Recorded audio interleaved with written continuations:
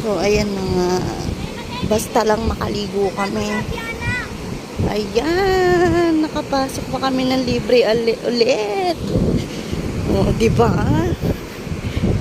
Dahil ayaw nila kami pasukan. Hello guys. Kukwentuhan ko lang kayo saglit.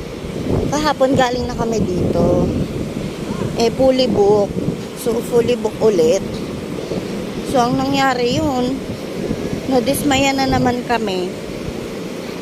Kaya, naghanap na lang kami ng transient house. Tapos, babalik na lang kami dito. Hindi na kami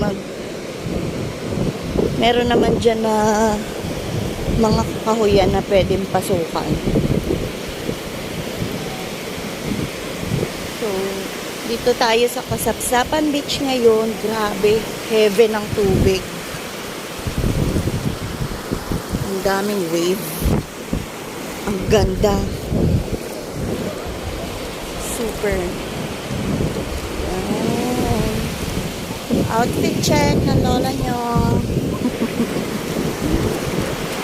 Wow, ang ganda, grabe.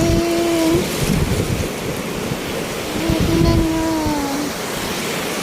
Look. Uy, ang ganda.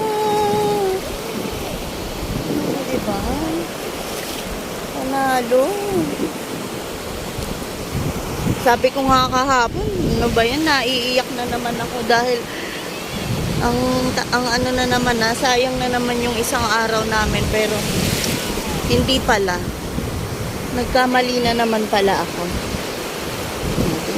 Yung aso, oh. Sarap ng langoy, oh. Diba? Grabe. Super ganda. As in. Tapos hindi pa masyadong crowded dito. Ang ganda. Wow. Diba? Ay, grabe. So, last day na namin pala ngayon. Sulit na ang aming 3 days and 2 nights dito. Grabe, ang ganda-ganda.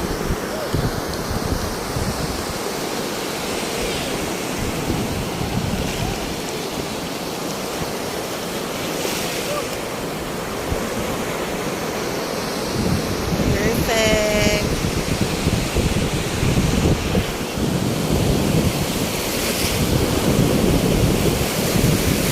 Yung popsicle nyo, kahit kailan talagang tagal kumilos.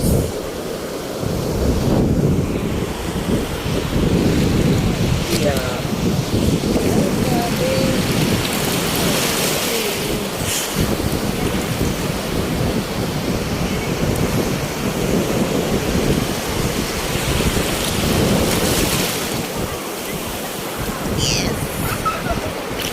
Ang lalakas ng wave, oh. Ay, grabe. Ang sarap. Alam nga lang, kasama ko sila Onchi dito. Sila mama, kaya lang malayo na rin sila. Ay, grabe. Ay! Yeah. Sayo na ako dahil baka maano pa tong cellphone ko. Hindi naman to waterproof. Lalagay ko muna siya dyan sa bag namin. Yun lang yung pwesto namin kasi nga dahil fully booked,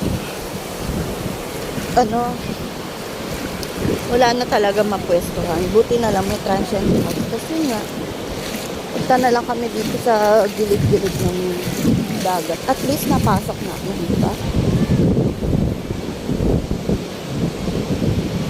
So, ayan lang yung inano namin. Yung payong na yun. Yan, yan. Diyan lang kami.